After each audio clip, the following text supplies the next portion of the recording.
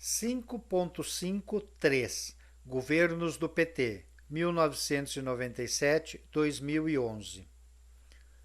Os governos do Partido dos Trabalhadores, PT, iniciam com a eleição do professor Daniel Bourdignon, em 1996, e se encerram com a deposição da professora Rita Sanco, em 2011, interrompendo momentaneamente a aplicação do projeto neoliberal em Gravataí. Foram marcados pela prática do orçamento participativo, OP, que mobilizava moradores de todos os bairros na busca de melhorias, principalmente pavimentação das ruas, infraestrutura das escolas públicas e postos de saúde, além da valorização dos trabalhadores públicos municipais, não só com a reposição salarial, mas com um ganho real.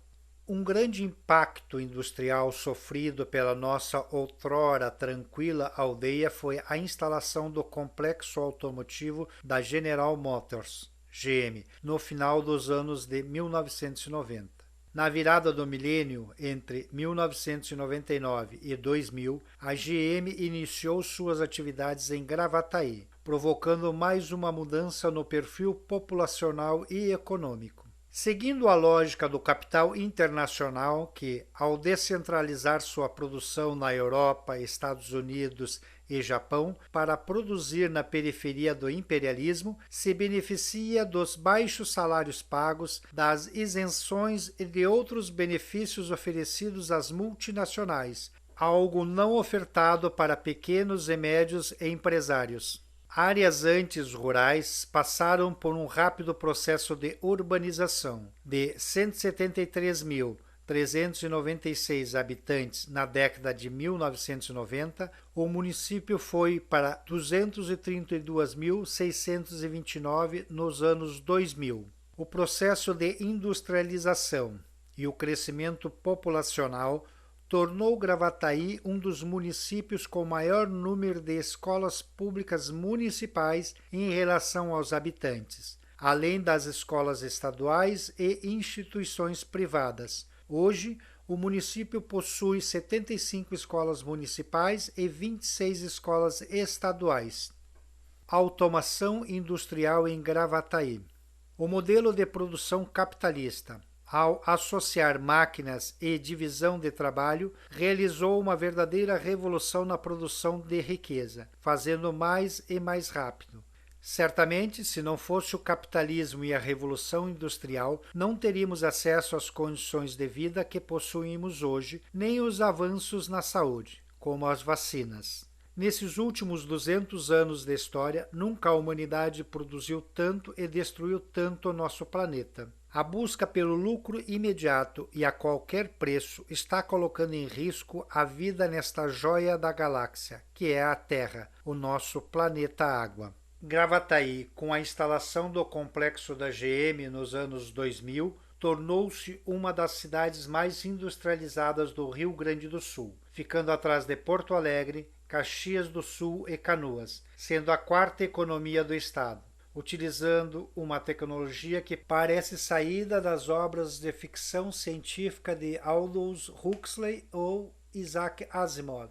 A produção industrial automotiva reduz o uso de mão de obra ao mesmo tempo em que produz cada vez mais. A título de comparação, calcula-se que a Volkswagen emprega, no início dos anos de 1960 em São Paulo, 10 mil trabalhadores para produzirem o Fusca. Já na produção do Celta, na GM, em Gravataí, o número de trabalhadores envolvidos era em torno de 2 mil.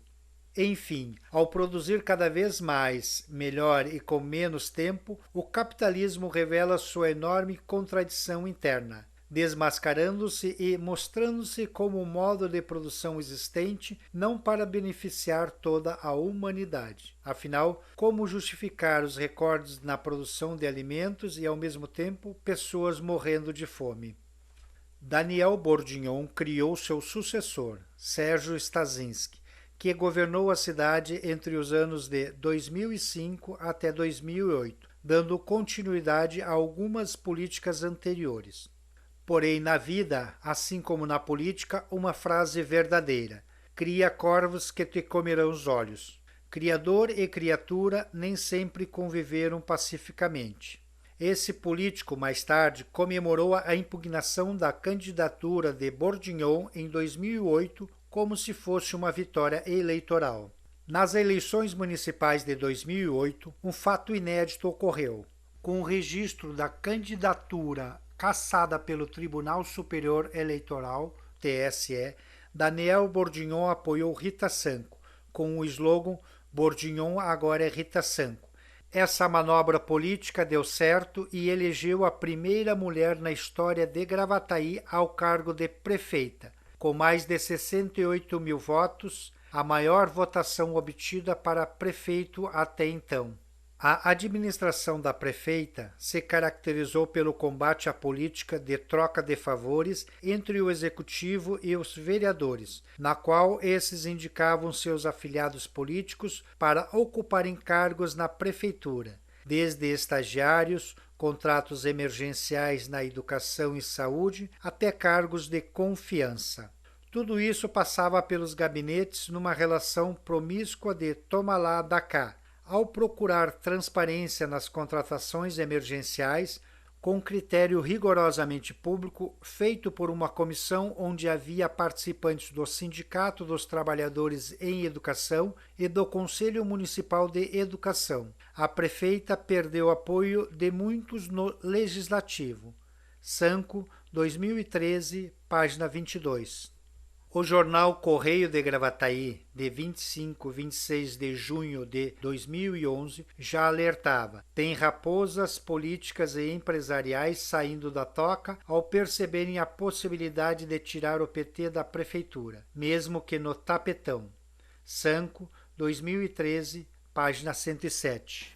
Em 9 de junho de 2011, foi protocolado na Câmara de Vereadores de Gravataí, pelos representantes do Partido Verde, PV, o pedido de impeachment da prefeita Rita Sanco, valendo-se de um decreto-lei de 1967, estabelecido pela ditadura civil-militar.